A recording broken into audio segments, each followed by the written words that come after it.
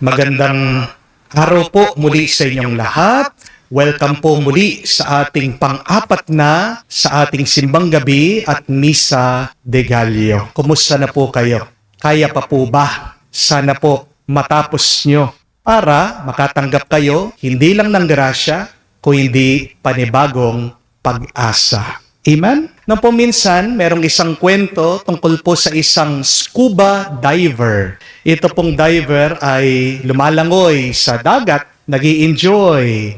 Tinitignan niya yung mga iba't ibang klaseng mga isda. Pero habang nagsiswimming po siya, nabigla po siya dahil merong isang tao na napakabilis, pababa ng pababa. Wala man po siyang scuba gear. 20 feet na po sila doon sa dagat. Pero itong taong ito, napakabilis nung kanyang pagbaba.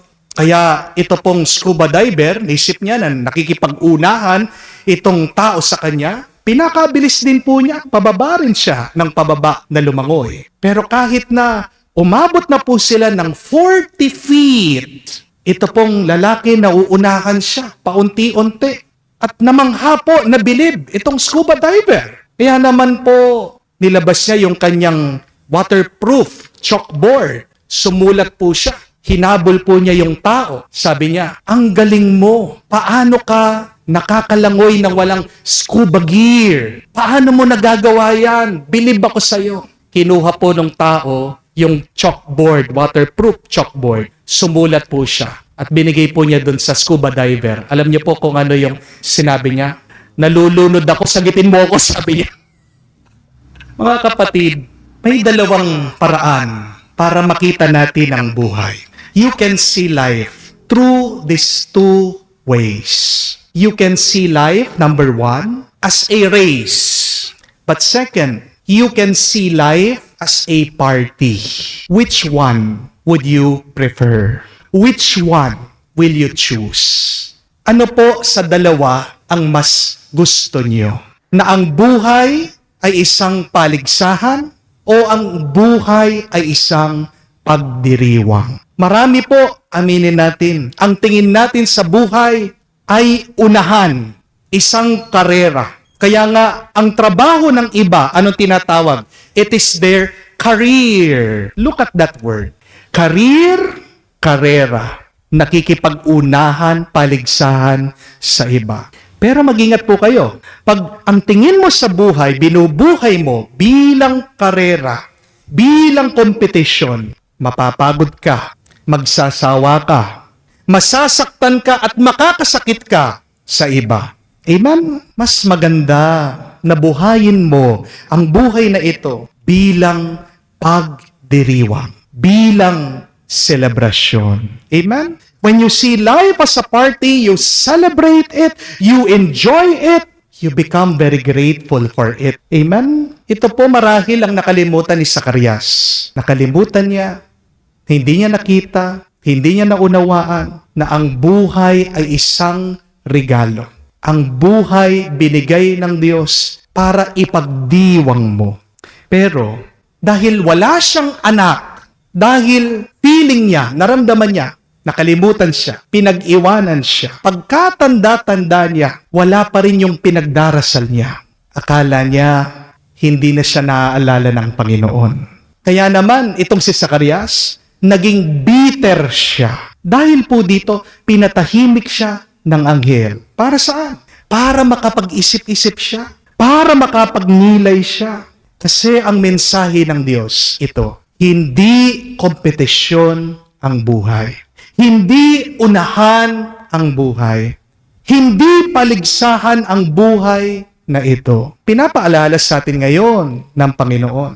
My dear friends, trust in God's timing. God is never late. God's timing is always perfect. Amen? Tayo lang naman palaging nag-iisip na tayo ay nahuhuli.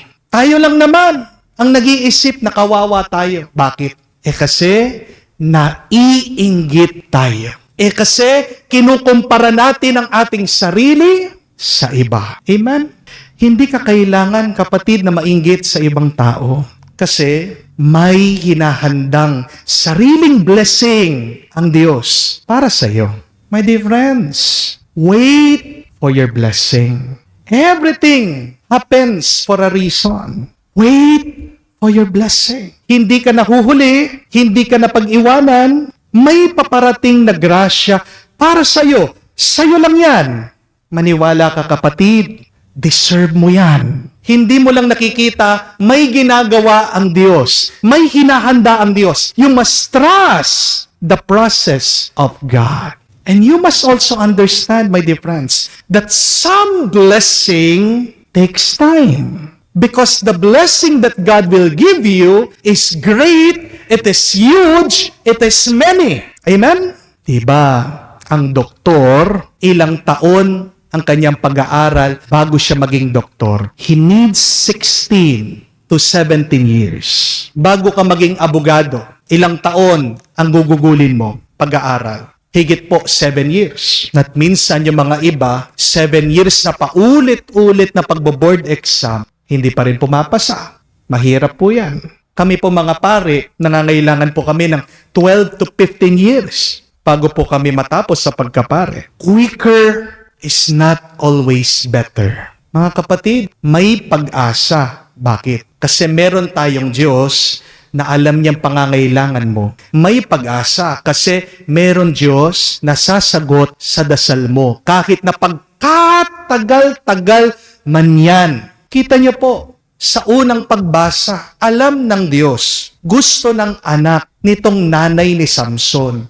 Paulit-ulit, pabalik-balik siya sa templo. Sinagot yung hiling niya. Kahit na pagkatanda-tanda ni Elizabeth, ni Zacarias, pero binigay pa rin ng Diyos yung gusto nila. Ang mahalaga ay sasagutin ng Diyos yung dasal natin. Amen? At ang mahalaga, pag binigay niya sa atin, yun yung nakakabuti sa atin. Amen? Unawain niyo po, ang blessing ng iba, sa kanila yun. Hindi mo blessing yun. Meron kang para sa'yo. Habang wala pa sa'yo, manatili kang nagpupuri, sumasamba, at nagpapasalamat sa Diyos. Dahil yan ang tanda na nananalig ka at nagtitiwala ka sa Diyos. Mga kapatid, ito lang po request ko. Maging sensitive naman po tayo sa feelings ng iba. Kasi pag ikaw, nakuha mo na yung gusto mo, sana naman, wag mong ipagmayabang. Amen? Alam nyo naman, ang mga tao, hindi naman nila mapipigilan na mainggit. Amen? Just a gentle reminder. My dear friends, Christmas is not a season to show off. Christmas is not a time to prove that you are better than other people. Yan ang kasalanan minsan ng iba sa atin. Pag pumupunta sa reunion, sa Christmas party, dadalhin na yung bagong sasakyan. Ipapakita. Pag mamalaki, ikwekwento. Pag sa reunion, sa Christmas party,